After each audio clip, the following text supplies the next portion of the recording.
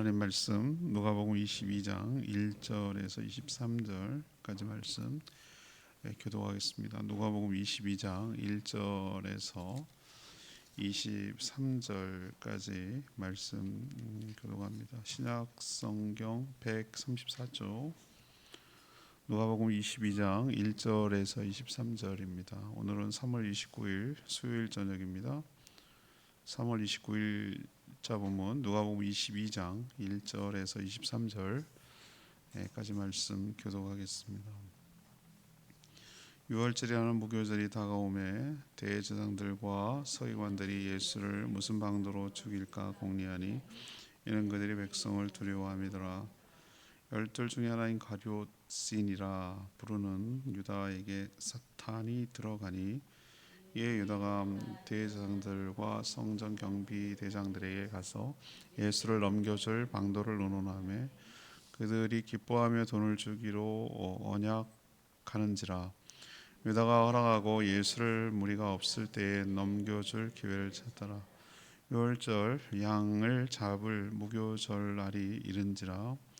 예수께서 베드로와 요한을 보내시며 이르시되 가서 우리를 위하여 유월절을 준비하여 우리로 먹게 하랴. 여짜오되 어디서 준비하기를 원하시나이까?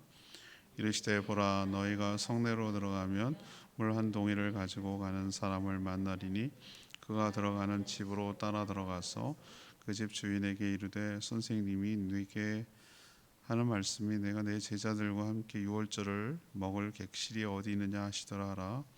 그리하면 그가 자리를 마련한 큰 다락방을 보이니 거기서 준비하라 하시니 그들이 나아가 그 하신 말씀대로 만나 유월절을 준비하니라. 때가 이르매 예수께서 사도들과 함께 앉으사 이르시되 내가 고난을 받기 전에 너희와 함께 이 유월절 먹기를 원하였노라. 내가 너희에게 이르노니 이 유월절이 하나님의 나라에 이르기까지 다시 먹지 아니하리라 하시고 이에 잔을 받으사 감사기도 하시고 이르시되 이것을 갖다가 너희끼리 나누라. 내가 너희에게 이르노니 내가 이제부터 하나님의 나라가 임할 때까지 포도나무에서 난 것을 다시 마시지 아니하리라 하시고 또 떡을 가져 감사기도 하시고 떼어 그들에게 주시며 이르시되 이것은 너희를 위하여 주는 내 몸이라. 너희가 이를 행하여 나를 기념하라 하시고 저녁 먹은 후에 잔도 그와 같이 하여 이르시되 이 잔은 내 피로 세우는 새 언약이니 곧 너희를 위하여 붓는 것이니라. 그러나 보라, 나를 파는 자의 손이 나와 함께 상위에 있도다. 인자는 이미 작성된 대로 가거니와 그를 파는 그 사람에게는 화가 있으리로다 하시니 그들이 서로 묻되 우리 중에서 이 일을 행할 자가 누구일까 하더라. 아멘. 오늘부터 이제 본격적으로 고난에 관한 예수 그리스도의 십자가 고난에 관한 이야기가 이제 묵상이 전개됩니다. 시점이 유월절입니다. 유월절이 다가오고 무교절이 다가옵니다. 유월절, 무교절 여러분 헷갈릴 수 있는데 유월절이 무교절의 시작점이라 할 수 있어요. 유월절 지난 다음에 그 다음이 무교절이에요. 그래서 유월절 하루, 무교절은 그 뒤에 일주일 정도. 그래서 총 8일에 해당되는 전체 절기예요. 그래서 유월절, 무교절은 뗄래야 뗄 수가 없어요. 같이 가는 것이 시작하는 날이 유월절이라고 할 수 있어요. 그날 양 잡는 날이에요. 유월절이. 이 유월절이 다가오자 종교지도는 예수님을 죽일 방도를 이제 궁리하기 시작했어요. 그 타이밍에 누가 들어가냐면 사탄이 유다에게 들어갑니다. 유다에게 들어갑니다. 그래서 돈을 받고 팔 기회를 찾습니다. 예수님은 베드로와 요한을 통해서 유월절 만찬을 준비하도록 하셨습니다. 이들이 명절이니까 이런 우리도 추석 준비하듯이 이러는 것이죠. 주님이 시키는 대로 했더니 정말 모든 것이 다 준비되어 있었죠. 예수님은 떡을 떼면서 이것이 내가 원하고 원했다. 왜 그럴까? 이걸 뭔가 굉장히 중요한 의미가 있기 때문에 원하고 원했다. 이게 신약이 여기서 체결이 되는 것이죠. 예수님이 신약을 지금 제정하고 있는 것이에요. 그래서 이것을 원하고 이것은 주님 오시는 다시 오실 날까지 안 한다 그랬어요. 왜? 한 번이면 dek하니까. 언약이 자꾸 갱신된다는 것은 뭔가 결핍되고 부족하다는 얘기잖아요. 이게 신약 한 번만 한다는 거예요. 그래서 주님이 시킨 대로 했더니 다 준비됐고 떡은 그들을 위하여 주는 자신의 몸이라고 피는 새 언약으로 피로 새 언약을 세운다. 이렇게 말씀하시는 아주 고난에서 굉장히 중요한 대목이라고 할 수가 있겠습니다. 오늘 질문은 예수님은 어떻게 자신의 죽음을 준비하셨는가? 이것이 이제 오늘 질문이 돼요. 예수님은 어떻게 자신의 죽음을 준비하셨는가? 먼저 1문단 1절에서 7절까지 말씀입니다. 6월절 어린 양의 대속의 죽음을 죽으셨다는 것이죠. 이것이 자신의 죽음의 의미를 이렇게 설명하신 것이죠. 여러분 기억나십니까? 이 토막이 3년인데 한참 전에 있어서 내용이 많으니까 이게 언젠지 기억이 안 나는데 예수님은 이미 예루살렘으로 가려고 굳게 결심하였다. 의지가 굉장히 강조된 표현이 나와요. 그러고 나서 예수님이 예루살렘으로 가는 행보 중에 여러 스토리가 있고 여러 가르침이 있는 것뿐이지 예언의 분량으로 보면은 시점으로 보면은 이제 마지막 때를 가고 있는 것이죠. 이것은 단순한 구경 6월절 페스티벌 축제니까 뭐 요즘 벚꽃 축제 하니까 구경 갈까 뭐 이런 것처럼 구경 가는 게 아니고 또 절기 해마다 12살 때 갔던 걸로 봐서 해마다 간 것으로 보여요. 절기를 지키기 위해서. 그래서 절기 때문이 아니라 이것은 굳게 결심했다는 얘기는 지금 가면 뭐 하러 가는 거죠? 6월절 어린 양으로 죽기 위해서 가는 거예요. 대속의 죽음 때문에 지금 가는 거거든요. 예수님이 막 서둘러요. 여러분 그런 거 안 느끼십니까? 서둘르셨다, 재촉하셨다 그랬어요. 왜 그럴까? 이 시기가 중요했기 때문에 그래요. 예수님은 의도적으로 자신의 죽음을 어디다 맞췄습니까? 6월절에다가 타깃을 맞췄어요. 거기다 고정시켜놨어요. 거기다 맞추는 거예요. 처음에 보십시오. 2절에 보면 대제사장과 서기관들은 예수님을 무슨 방도로 죽일까 궁리를 했어요. 진즉에 죽이고 싶었어요. 성전에 와서 자기가 막 성전 청소하고 자기 표현으로 하면 자기 나와버려서 자기 영역에서 막 이거 영업방해하는 거예요. 느낌 아시겠어요? 자기는 지금 어떤 느낌인지 그 종교 지도자들 입장에서 한번 보라고. 이게 어디서 굴러와가지고 우리 영역에 와가지고 지금 우리 밥그릇을 갖다가 이러는 거야? 이런 느낌 아시겠어요? 근데 왜 못한 거죠? 백성이 두려워. 따르는 사람들이 많이 있단 말이에요. 근데 그게 뭐가 두려워? 이 사람들이 따르는데 예수를 죽였다, 잡았다, 보이는 데서 했다 그러면은 그 사람의 군중 심리에서 뭔가 폭동이 일어나면 당연히 로마에서 개입할 거고, 그렇게 됐을 때 뭐죠? 너네 왜 이렇게 밀란을 일으키는데 소요시키는데 자극을 줬어? 이렇게 되면 자기가 또 불이익을 당할까 봐 못하는 거예요. 이 사람들 하나님 무서워서 그런 게 아니고 사람들이 무섭고 갖고 있는 기득권을 놓치기가 무서운 거예요. 이 사람들이 얼마만큼 철저하게 권세지향적이고 물질지향적이고 현세지향적인지를 보여주고 있잖아요. 지난번에 사두개 설명한 거 아시죠? 예, 이 지금 모습이 딱 그거예요. 자, 그러면은 이들은 마음은 있지만 못하고 있었던 거예요. 이들 계획은 이런 계획이 없었어요. 근데 하나님의 계획대로 지금 진행되는 거 여러분 느끼십니까? 모든 역사는 우연히 진행되는 게 아니라 사람의 의지가 개입된 것처럼 보이지만 no! 하나님의 계획과 하나님의 타임테이블 따라 움직여 나가고 있는 줄로 믿습니다. 예수님이 죽는 거예요. 아니 표현이 뭐한데 예수님이 주도적으로 자신의 죽음을 준비해 가는 거라고. 나머지 제사장들 이것들은 전부 다 뭐예요? 조연이에요, 조연. 자기네가 죽인 것처럼 착각하지 말아요. 왜 6월절입니까? 6월절은 어디에서 시작됩니까? 잘 알다시피 출애굽기 마지막 재앙과 관련이 있습니다. 양이 죽어서 그의 피를 바른 집만 구원을 받았습니다. 양을 안 바르면 믿음의 문제입니다. 여전히 믿음의 문제입니다. 여러 잡족들 심지어 애국 사람들도 만약에 그 사실을 받아들이고 양의 피를 발라서 문설주에 바르고 그랬다면 살았습니다. 만약 거꾸로 갑시다. 이스라엘 뭔 장난이야? 지금 장난해? 이런 것처럼 해가지고 그것을 받아들이지 않은 사람은 이스라엘 히브리 족속이라 할지라도 죽었습니다. 구원은 믿음에 관한 것입니다. 자, 근데 어떤 믿음? 주님이 제시한 방법을 믿는 것이죠. 양은 뭔 잘못이 있습니까? 어이없이 그날 왜 내가 죽어야 되는지도 모릅니다. 양 하나 끌려오더니 집집마다 죽습니다. 양 진짜 억울할 거예요. 내가 왜? 내가 뭘 잘못했다고? 오늘 웬일이래? 왜 이렇게 막 집집마다 양 입장에서 한번 생각해 보세요. 왜 다 죽고 피 흘려서 막 피를 바르고 왜 난리 피똥을 치라고 왜 이렇게 피비린내 나고 난리를 치지? 양 입장에서 얘가 뭔 잘못이냐고. 6월 피를 보고 넘어가리라. 패스오버. 그래서 6월절이에요. 그러면은 양은 누구 대신 죽은 거죠? 장자 대신에 죽은 거죠. 원래는 장자가 죽어야 되는 거죠. 양의 피가 없으면 죽는 거죠. 이런 계획은 22절에 보세요. 작정돼 있다. 작정돼 있다. 22절 보입니까? 인자는 이미 뭐한 대로? 작정된 대로 가거니와. 누가 주도합니까? 주님이 주도하시는 거예요. 그런데 그 방법이 바로 제사장들과 서기관들의 죽일 국리 플러스 스승을 팔아넘긴 유다의 배신. 여기에 뒤에는 무슨 음모가 있습니까? 누가 계획을 작전을 짜고 있습니까? 누가 충동질하고 있습니까? 사단이 유다 속에 들어갔다 그랬어요. 아니 어떻게 사단이 들어갈 수 있는가? 제가 이거는 자유케 하는 사람이면 목격하려면 쓸 겁니다만 썼습니다만 예수 믿는 사람이 귀신 들립니까? 들릴 수 있습니다. 악령의 역사가 있을 수 있어요. 그 영혼은 안 그럴지라도 그 혼과 육신은 드는 것이. 저 마귀짓하네. 예수 그리스도 믿는 자도 마귀짓할 수 있어. 뭐가 탁 뒤집어 건드려지는 거죠. 그 상처들, 아픔들 막 그래서 분노가 치밀어 오르게 만들고 막 앞뒤 안 가리고 이성 잃게 만들고 막 가게 만들고 그 교회 안에 분란을 일으키고 교회 난리치는 사람들 가만 보면은 뭐가 씌어도 단단히 씌었어요. 사단이 들어갔어요. 사단이. 그러고 나니까 수리남에서 그 얘기는 사탄이 들어갔어 막 이러더라고. 갑자기 그 대사가 생각나네요.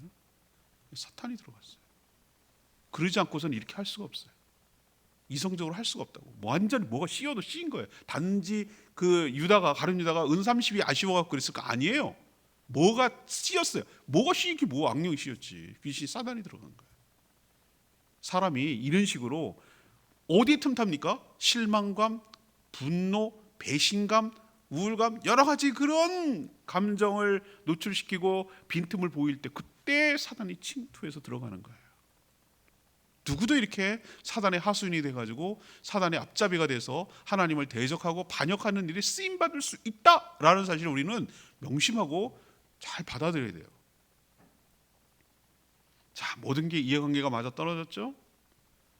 자신들의 영역과 이익을 침해하는 예수 그리스도를 죽이는 자는 밀란 때문에 사람 없는 틈, 왜? 사람들이 의식이 되니까 사람 없는 틈을 노리고 있었는데, 궁리하고 있었는데 유다가 제가 그 타이밍과 장소를 알려드릴게요 하고 서로 뭐 했다고 그랬어요? 돈을 받고 정보를 주기로 언약을 맺었다. 둘이 약속을 했다. 그러면 하나님께서 이들이 아니어도 하나님은 다른 방법 찾으셨을까요? 전 찾았을 거라고 믿습니다. 하나님이 이들이 없으면 그러면 안 됩니까? 아니죠. 돌들로도 하나님을 찬양하게 하실 수 있는 분이 하나님이신 줄 믿습니다. 그러나 이들인 거죠. 제가 이렇게 늘 말하고 싶어요. 어떤 사람이 이렇게 얘기합니다. 가룟 유다 없으면 예수님 못 죽었어. 가룟 유다를 왜 이렇게 맨날 뭐라 하지? 아니요. 다른 방법을 하나님 찾아내셨을 거예요. 근데 그 방법이 가룟 유다인 게 안타까운 거지. 예수님 뭐라고 그랬어요? 넌 태어나지 않았다는 게 더 좋았을 뻔했다. 너 아니어도 되는데 넌 게 문제지. 이거예요. 그런 의미로 얘기하신 것이. 이들은 자신이 예수 그리스도의 죽음을 주도한 줄 아는데 아닙니다. 여러분 명심하셔요. 오늘 제가 첫 번째로 드리고 싶은 말씀은 모든 예수 그리스도의 대속의 죽음은 누가 계획합니까? 하나님이 계획하죠. 작정된 대로. 그리고 그 뜻에 누가 순종합니까? 예수 그리스도가 순종하고 나머지 것들이 다 하나님의 섭리에 따라 조연 역할을 하고 있는 것이죠. 그래서 우리의 구원을 성취하기 위해서 한 발 한 발 전진해 나가고 있는 것 여러분이 눈으로 보셔야 될 줄 믿습니다. 예수님의 죽음은 뭐냐? 유월절 어린 양에다가 포커스를 두시고, 그것은 대속의 죽음. 대속이 뭡니까? 나 대신에 죽는 거. 장자가 죽어야 되는데 양이 죽어서 장자가 사는 것처럼 예수 그리스도께서 십자가에 죽으셔서 내가 대신 사는 것이 대속의 죽음이에요. 예수님은 바로 세상 죄를 지고 가는 하나님의 어린 양, 바로 그 예표됐던, 먼저 알려졌던, 먼저 샘플로 보여줬던 유월절 어린 양이 바로 예수 그리스도라는 것을 아주 명백하게 보여주는 것이 시기적으로도 그렇고 그 방법도 그런 것이 유월절 양 잡는 날, 그날 예수 그리스도께서 들어가신 것이죠. 두 번째 얘기는 예수님의 죽음에 대해서 8절에서 13절 두 번째 문단이에요. 세상의 주인으로서 최후의 만찬을 준비하신 것을 볼 수 있어요. 예수님은 세상을 창조하며 다스리는 주인이신 줄로 압니다. 이미 예루살렘으로 입성할 때 제자들을 시켜서 한 번도 타보지 않은 나귀 새끼, 엄이 아니고 한 번도 타지 않았으니까 새끼겠죠. 예, 새끼를 아셨어요. 어떻게 알았을까? 주님이니까. 이걸 어떻게 알았을까라고 우리 한번 생각해 봐야 돼요, 여러분.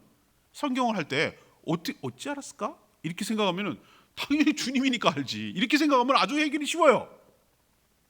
그렇죠? 모든 것을 알고 계시는 주님이라면은 이게 다 이해가 돼요. 한 번도 타지 않은 것을 어떻게 설명할 줄 알까? 어떻게 알았을까? 그리고 거기 가면 어린 나귀가 매어 있다는 걸 어떻게 알았을까? 주님이니까. 또 무슨 말을 하면 줄 거라는 걸, 주가 쓰시겠다는 말을 하면 아무런 토도 달지 않고 순종할 걸 어떻게 알았을까? 주님이시니까. 주인님이시니까. 저는 같은 맥락에서 오늘 6월절 만찬을 준비하는데도 똑같은 주님의 모습이 보여지는 것을 볼 수 있어요. 6월절 만찬을 준비하는 과정도 똑같아요. 베드로, 요한. 그때 나귀 새끼 끌고 오라고 그럴 땐 두 제자인데 누군지 몰라요. 베드로일 수도 있고 요한일 수도 있고 다른 제자일 수 있어요. 근데 여기는 명시가 돼 있어요. 누구? 베드로, 요한. 이 측근이죠. 가장 믿을 만한 애를, 똘똘한 애를 보내는 거죠. 베드로, 요한. 뭐라고 얘기냐면 성내로 들어가라. 성 안으로 이제 들어가라는 거예요. 성 안, 성내로 들어가면, 그러니까 예루살렘 성 바깥이 아니라 성 내로 안으로 들어가는 거예요. 들어가면 물동이를 가지고 가는 사람 만날 거다. 이걸 어떻게 알았을까? 주님이니까 안다고 말씀드렸잖아요. 그 집으로 따라 들어가라. 그리고 이렇게 물어라. 주인에게 선생님과 제자들이 함께할 6월절 식사 장소가 어디 있느냐? 라고 이렇게 물어라. 그러면 그 사람이 마련한 큰 다락방을 보여줄 것이다. 거기 가서 준비해라 라고 하셨어요. 말도 안 돼. 이 모든 것이 다 우연에 맞아 떨어지려면 이건 확률적으로 보면 어마어마한 확률이에요. 여기서 문자적으로 보면 이 물동이를 지고 가는 사람은 남자였어요. 여성 남성형으로 볼 때. 보통 여성이 물동이를 지는 남성이니까 특이하게 딱 알아봤어요. 물론 명절이라서 워낙 바빴기 때문에 남자 여자 가리지 않고 물이 필요했을지도 모르겠어요. 그걸 어떻게 알아볼 수 있을까? 제자들이 무작위적으로 알아볼 수 있을 만큼 특이해야 되는 거예요. 따라 들어갔을 때 그 사람이 무슨 소리 하는 거야? 라고 얘기하면 좀 웃겨지는 거예요. 제자들이. 이게 뭔 소리 하는 거야 지금? 근데 그 예수님 말했더니 그대로 다 됐어요.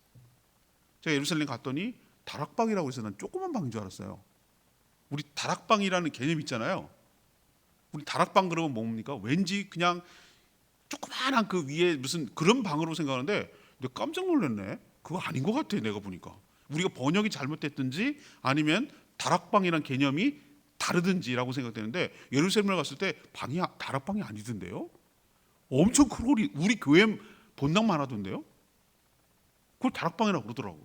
아무튼 그래서 거기서 준비를 다 한 게 다 준비가 된 거예요. 예수님 말씀하신 그대로 다 된 거예요. 다 하나도 어김없이 다 됐어요. 그래서 성찬식의 근거가 되는 최후의 만찬이라고 부르는 곳이 그렇게 다 준비가 된 것이에요. 전 여기서도 느낄 수 있습니다. 예수님이 수동적으로 지금 합니까? 아니요. 마지막 자신의 죽음까지도 주도적으로 준비해 나가고 수동적으로 끌려서 억울하게 죽으신 것이 아니라 모든 것을 자기의 주도로 지금 착착 죽음을 준비해 나가고 있는 것을 볼 수 있습니다. 왜라고 말한다면 한 가지밖에 없어요. 예수님이 모든 것의 주인이신 줄 믿습니다. 여기서 주인이라는 것은 단순히 소유권을 말하는 게 아니라 모든 시간과 정보와 지식과 모든 사용의 권한과 이 모든 것들의 주인 되신 오너 되시고 로드십이라는 거죠. 우리도 지금도 예수님은 세상 모든 것의 주인이 되셔서 마지막 심판을 위해서 준비하시고 천국을 예비하는데 준비해 나가시고 우리를 구원을 완성을 위해서 주도적으로 준비해 나가시는 분인 줄로 믿습니다. 마지막 세 번째는 무엇인가? 14절에서 23절. 이게 정말 오늘에서 가장 중요한 핵심 부분이라 할 수 있겠어요. 최후의 만찬하는 부분이죠. 예수님은 제자들에게 고난을 받기 전 6월절 식사를 먹기를 간절히 원하고 원했다고 그랬어요. 왜 그럴까요? 배고파 죽겠어. 내가 요즘 맨날 아침 저녁으로 뛰니까 너무 힘들다. 밤에 가서 기도하고 낮에는 애들 가르치고 그랬더니 너무 좀 딸리네. 당 떨어졌네. 그래서 좀 맛있게 먹어. 이겁니까? 이래서 좀 내가 엄청 기다렸어. 이런 뜻이에요? 아니고 남들처럼 하고 싶어서도 아니에요. 배고파서도 아니고 이 말처럼 매우 특별하고 중요한 의미가 있어요. 구약을 대체할 새 언약, 그 신약이 세워지는 기점이 바로 이 장면이기 때문에 그렇습니다. 예수님은 떡을 떼어 주면서 뭐라고 그랬습니까? 이것은 그들을 위해, 제자들 위해 주는 자신의 뭐라고요? 19절. 자신의 몸이라고 했어요. 몸. 그리고 기념하라고 있고. 또 포도주가 담긴 잔을 나눠주면서 이 잔, 그 잔 속에 들어있는 피, 담긴 피는 자신의 그 포도주는, 그 피는 그들을 위하여 붓는 자신의 뭐라고 하셨어요? 피라고 하셨어요. 그리고 이 잔을 자신의 피로 세운 새 언약. 이 대목이 중요해요. 20절이 키워드. 20절 키워드스. 새 언약. 새 언약. 신약. 예수님의 피로 세우는 새 언약. 구약에는 쭉 언약을 맺을 때마다 항상 보면 알 수 있듯이 항상 하나님과 언약을 맺을 때 뭐가 있었는가? 희생 제물이죠. 희생 제물. 여러분 기억나세요? 희생 제물이 항상 있었다는 거? 아브라함과 맺을 때도 동물이 반쪽이 쪼개져 가지고 이렇게 갈라졌습니다. 여러분 통독하셨으니까 느꼈죠? 그리고 그 사이를 통과하셨어요. 횃불이. 횃불은 하나님을 상징하는 거예요. 통과하셨어요. 이스라엘 언약 맺을 때도 똑같았어요. 예. 짐승을 잡아서 언약을 맺으셨어요. 희생 제물이 항상 있어요. 이건 뭘 의미하는 거죠? 왜 희생 제물이 필요합니까? 그냥 고기 이제 많잖아. 고기 잡아 먹으려고? 아니. 이건 뭘 의미하냐면은 양쪽 누구든지 어기면 죽어. 피라는 얘기는, 희생이라는 얘기는 뭐냐면 목숨 걸고 이 언약을 한다는 뜻이에요. 어느 쪽이든지 이 맺은 약속을 깨는 쪽은 뭐 하는 거예요? 피를 흘려 죽는다는 거예요. 그럼 내가 맺은 언약은 뭐냐면 대체하는 거예요. 대체. 지금까지는 동물이 대체했어. 동물이 죽었어. 그러나 지금부터는 누가 죽는 거예요? 지금부터는 이거 새 언약이, 내가 너에게 주는 내가 주는 피라는 건 내가 너희들이 지키지 못한 모든 죄를 다 속량해서 죽고, 나로 인해서 하나님과 다시 새로운 계약을 갱신해서 체결을 함으로 내가 보증이 되어서 너희들의 하나님의 구원이 흐트러지거나 깨지거나 약화되거나 끊어지지 않도록 내가 보증이 되어주는 죽음을 죽겠다라는 언약의 의미로 자기가 피를 흘리고 준다는 그런 의미로 얘기하는 거예요. 이번 주일날 여러분 성찬식을 하는데 이 성찬식 하는 의미가 굉장히 커요. 우리는 정말 종교개혁을 하면서 제일 안타까운 것 중에 하나가 이 은혜의 방편 중에 가장 설교 플러스 성찬인데, 성찬이 약화된 게 너무 아쉽다고 제가 늘 말씀드렸어요. 우리 1월 첫 주 하긴 했는데 가급적이면 말이죠, 예배의 어떤 순서를 바꿔서 정말 간략하게 할 수 있으면 좋을 방법이 있다면 임팩트 있게 성찬을 매주 했으면 좋겠어요. 그게 주는 은혜가 엄청 크단 말이에요.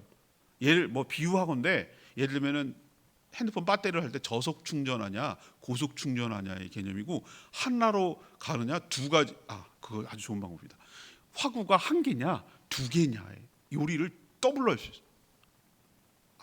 이런 표현을 써서 좀 저속하긴 합니다. 아무튼 하나님께 받을 은혜를 말씀을 통해서 받는 것과 동시에 그만큼 버금가게 성찬을 통해서 하나님께서 우리에게 부어주시는 은혜가 매우 큰 줄로 믿습니다.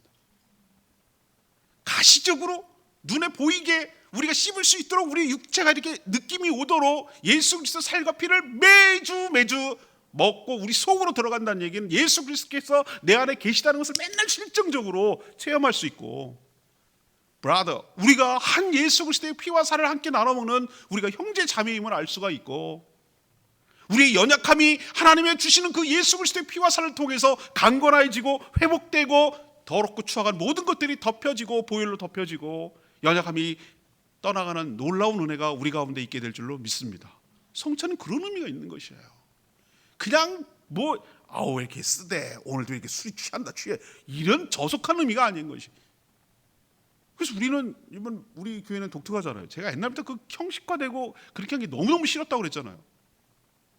전 어렸을 때 이거 떡 써는 게 했다니까요. 그리고 봤다니까요. 우리 아버지가 독식해서 먹더라고. 아무나 먹으면 안 된다나?